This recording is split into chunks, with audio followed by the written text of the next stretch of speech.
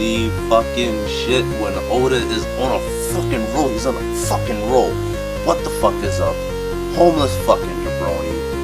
Oda is back on track, and I don't know what he's doing. I don't know what happened. I don't know if he was like, I don't know what happened, but like the chapters that I missed to review, and I'm reading all of them, and I caught up, and dude, all of them has been great, and I don't know what happened. I don't know if somebody told him something, or if he saw for himself that he was dragging his feet.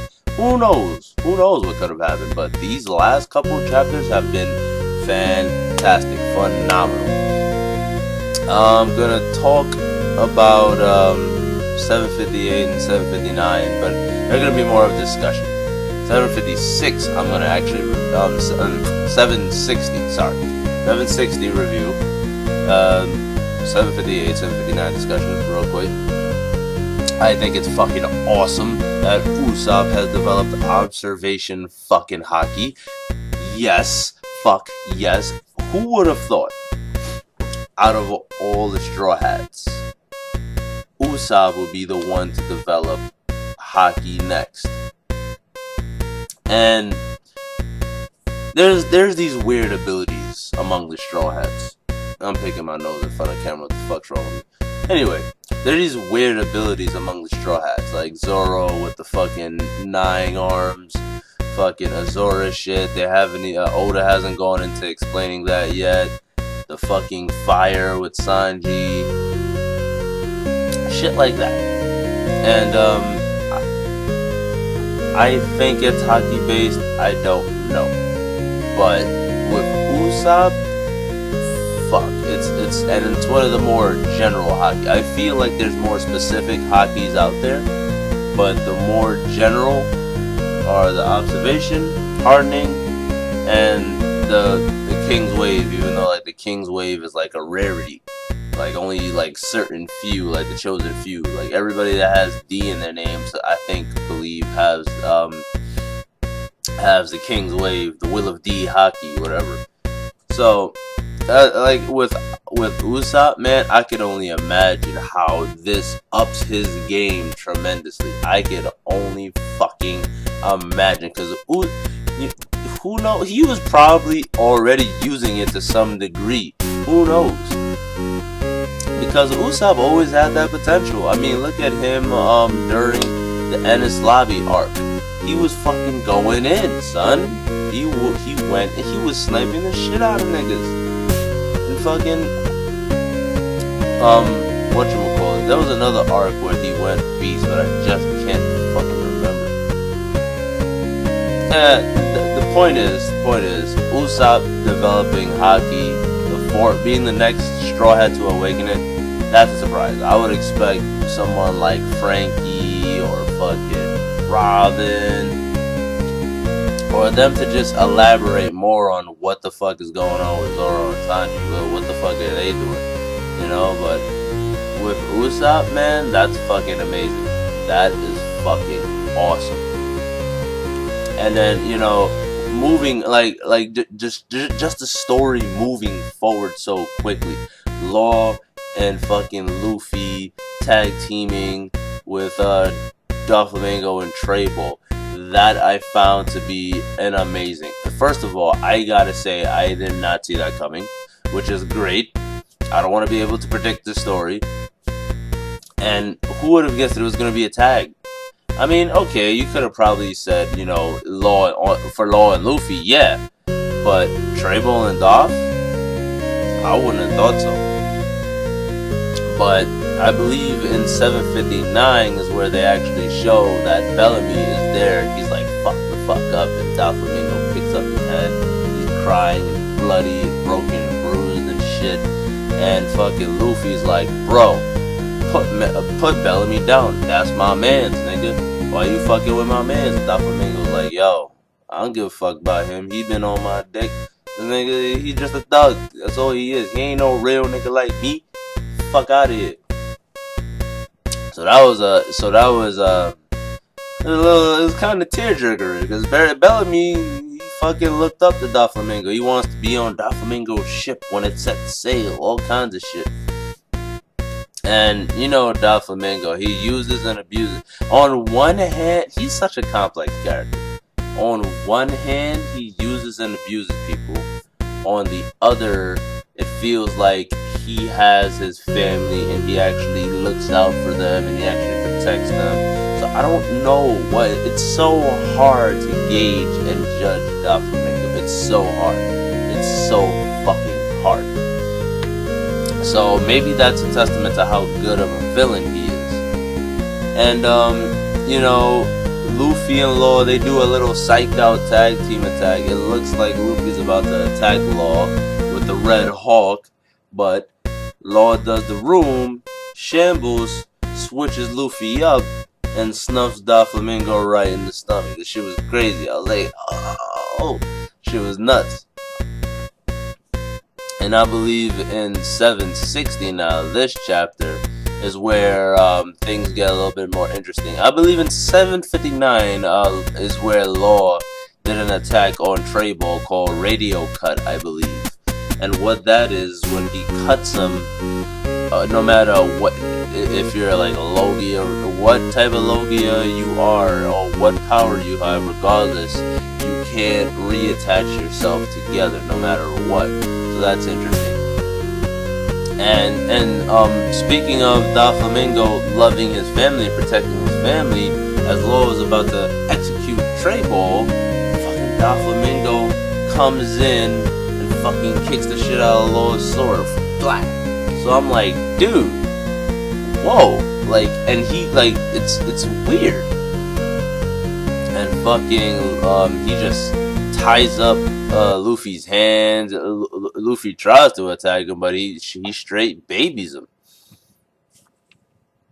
Also in the chapter, the people are also back on King Riku's side because they know what happened that night. They know that Doflamingo took control of the men, yada yada yada. There was nothing they could do about that. And they realize that they can't really fight against Doflamingo, but they would rather die than, you know, live as his subjects, because they know the truth now. So they're like willing to bet on the Straw Hat Pirates. And King Riku is just like, bro, just wait. They're like, what, wait? And like, nigga, y'all niggas was planning on dying anyway, so what the fuck is wrong with a little bit of waiting? So just chill, just bull out. So they was like, alright. So it turns out that he has a little bit of faith in the Straw Hats, and somebody else does, Fujitora. Fujitora is not the guy. He's also another complex character. Sabo and Fujitora has stopped fighting. You gotta love Oda. I saw this coming. I saw this fucking coming. I knew we were not gonna see the fight. I knew the fight was gonna be glanced over, / skipped, / we were only gonna see bits and pieces. I fucking knew it. I fucking knew it.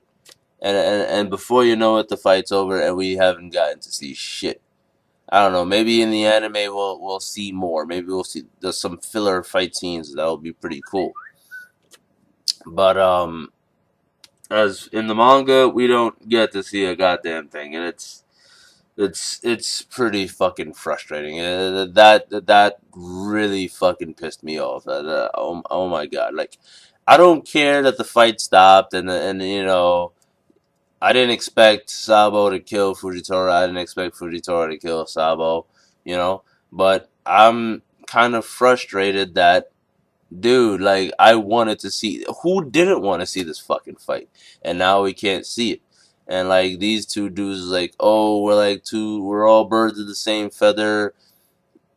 Marines can't be heroes, blah blah blah. And Fujitora, he's actually rooting for the Straw Hat Pirates. So there's something going on with him. I don't know what is the reason he joined the military. I think he himself has his own version of justice, like all the other Marines do. But his is on a far different level. I think it's interesting that he's one of the few Marines, an admiral no less. He's fucking high in rank too.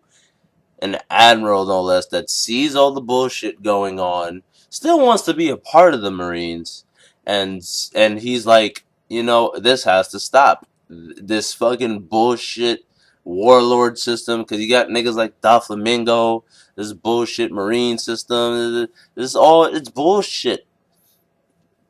And like, yo, Sabo was like, yo, homie, I wish you the best of luck. I wish you the best of luck.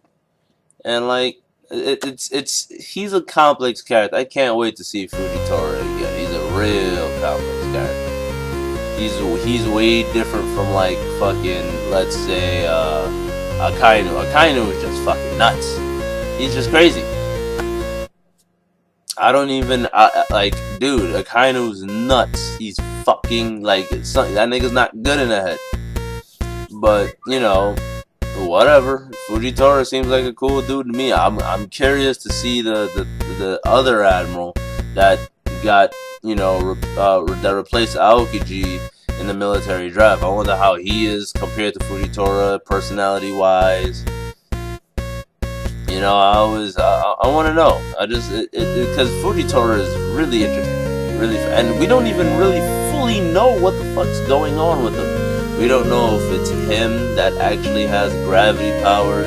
We don't know if it's his sword that has the gravity powers.